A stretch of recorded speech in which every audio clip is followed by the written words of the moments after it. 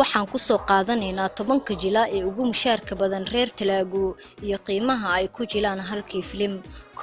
kaalinta koowaad waxaa ku jira aktarka caanka ee Barbahaas wuxuu halkii filim ku jilaa adduun lacageed gaaraya 30 karoor oo u dhiganta 4,800,000 oo kun oo doolarka Mareykanka. kaalinta labaad waxaa ku jira Bawan Kalyan rugcadaagan reer Talaago ayaa asna halkii filim ku jila 18 karoor una dhiganta 2,800,000 oo kun oo doolarka Mareykanka. kaalinta saddexaad waxaa ku jira Mahesh Babu aktarkan da'da yar ayaa halkii filim ku jila adduun lacageed gaaraya 16 karoor una dhiganta 2,500,000 oo kun oo doolarka Mareykanka.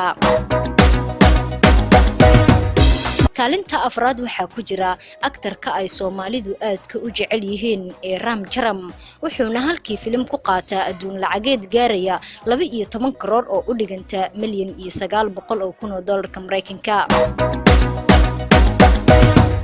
kaalinta shanaad waxaa ku jira wiilka xoogga weyn ee lagu magacaabo NTR aktarkan ayaa waxay isku qiimo ku jilaan aktarkii ka horeeyay ee Ram Charan wuxuuna qaataa asna 12 karoor halkii filim.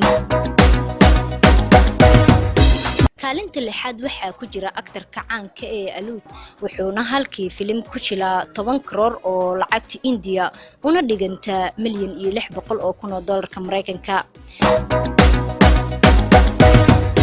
kaalinta toddobaad waxaa ku jira Jilaaga Rafiiq wuxuuna halkii filim ku qaataa adduun lacageed gaaraya 7 karoor oo lacagta India una dhiganta 1,120,000 oo doolarka Mareykanka.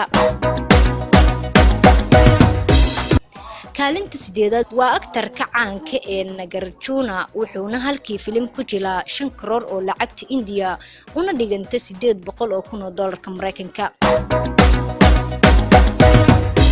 waa kaalinta sagaalaad waxaa galay Fanratesh wuxuuna halkii filim ku qaataa 4 karoor oo lacagta India una dhiganta 640,000 oo doolarka Mareykanka. kaalinta ugu dambaysa ee tobanaad waxaa ku jira Balarishna wuxuuna halkii filim ku jilaa 3.4 karoor una dhiganta 540,400 oo doolarka Mareykanka. intaas ayaan ku soo gabagabeynaynaa daawadayaal barnaamijkii aan kaga hadlaynay 10 jilaa ee reer Talaago ee lacagaha ugu badan ku jila aflaanta. hana iloobina inaad subscribe dhahdaan Saxafi Films.